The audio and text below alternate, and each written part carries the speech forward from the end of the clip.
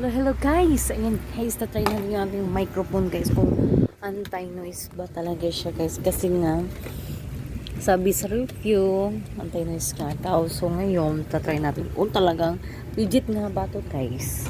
Or else, nabudol tayo, di ba?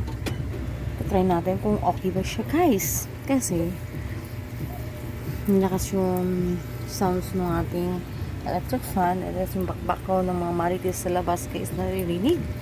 So, ngayon try natin to. Ayan na guys. Shoutout nga pala sa aking PGUing ko dyan guys. So, ayan sana all nakasmile lang. Ayan guys, ito try natin yung ating bagong mic.